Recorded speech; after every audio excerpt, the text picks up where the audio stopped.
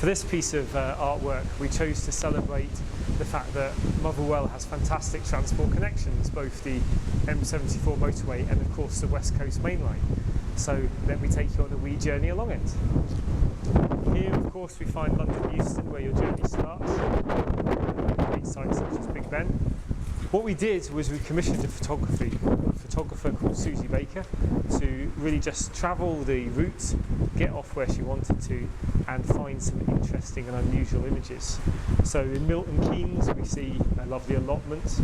In Rugby School, or in Rugby, we see the statue celebrating the founding of the game of rugby.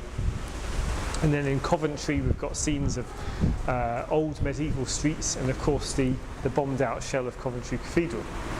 Moving on, we visited Birmingham, again just looking for unusual, non-cliched views, really celebrating that whole sense of a journey. In Stafford we have a water wheel and a nice church there. And then of course we come to Crewe, that railway centre of Britain, change at Crewe and all the rest. Moving further up to Warrington, again some more unusual views of that town. And Preston, very fine big town. And then we come along to Lancaster, and moving north up the country we reach Oxenholme and the Lake District, and the scenery starts to change and the mountains start to come out. Penrith is a beautiful wee market town, and here we can see some nice scenery before we cross the border, Carlisle, and here we have the town of Lockerbie.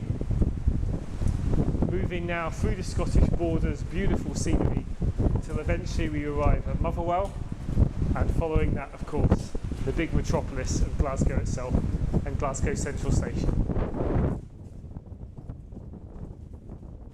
On this side of the underpass we focus on a completely different type of journey, that of the River Clyde from its source here at the Deer Reservoir right through to the Clyde estuary. Again using unusual photography techniques, particularly pinhole cameras. So if you walk with me, these are the upper reaches of the Clyde, beautiful moorland scenery, snowy days, sheep in the fields. Coming further with a place called Crawford and Abington, really beautiful scenes and very rural at this part of the river. Moving on we can start to see the river starting to widen out, the M74 motorway very close by there, until we reach Lamington Tower, an old medieval ruin. Coming along to the village of Fankerton. So this path here traces the exact route of the river as it passes the various places, Carstairs there, until we find ourselves here at New Lanark, where you've got the falls which rush down, and that's where the New Lanark World Heritage Centre is based. Coming further down we get some more views around Rosebank.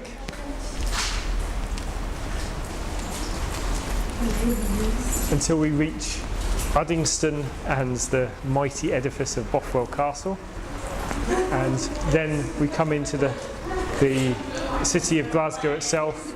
Here's the river flowing, this famous suspension bridge, the new headquarters for the BBC next to the river, the Bells Bridge and so on, and right down to views of the Clyde where the shipbuilding used to take place. Then we come further out to Dalmuir and to the Erskine Bridge. The Clyde is becoming an estuary at this point, getting wider and wider, until we reach Dumbarton, the famous Dumbarton Rock with its castle on top. The Clyde is really very wide at this point. This is all to scale. This is just next to Port Glasgow, until the estuary is widened right out. Here's the Waverley steamship sailing past Greenock, until we finish off here with the view from Lisle Hill, out Gourock and the Firth of Clyde.